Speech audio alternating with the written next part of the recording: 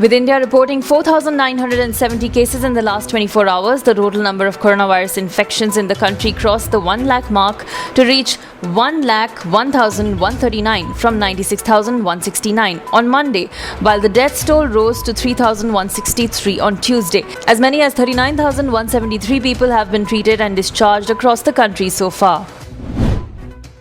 Testing of migrant workers to Bihar shows that many are carrying the virus into their hometowns, and more worryingly, many of them are asymptomatic. Of the 835 samples taken from migrant workers who returned from Delhi, as many as 218 were COVID positive. This works out to a positivity rate of over 26% according to reports, while the rate in the national capital is about 7%. This appears to indicate that there may be many asymptomatic cases in the national capital as well. The Indian Council of Medical Research revised the testing protocol on Monday to include symptomatic returnees and migrants, hospitalized patients and frontline workers. According to the revised strategy, all hospitalized patients who develop influenza-like illness symptoms, all the symptomatic among returnees and migrants within 7 days of illness, and all symptomatic frontline workers involved in containment and mitigation of Covid-19 will now be tested. Asymptomatic contacts of high-risk cases will also be tested.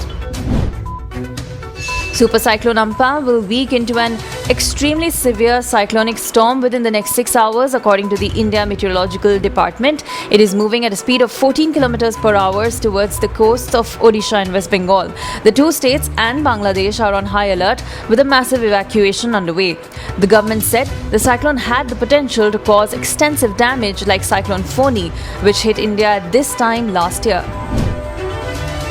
Even as the Uttar Pradesh government eased restrictions on interstate travel between its two cities, Noida and Ghaziabad, with Delhi, the administration in Noida said that status quo will be maintained for now, or that people will not be allowed to enter Noida from the capital.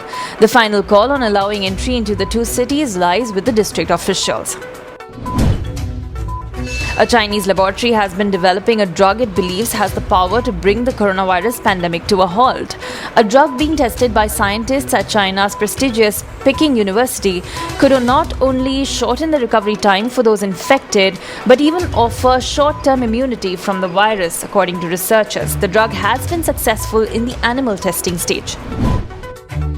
US President Donald Trump threatened on Monday to permanently halt funding for the World Health Organization if it did not commit to improvements within 30 days. Last month, Trump suspended US contributions to the WHO, accusing it of promoting China's disinformation about the coronavirus outbreak.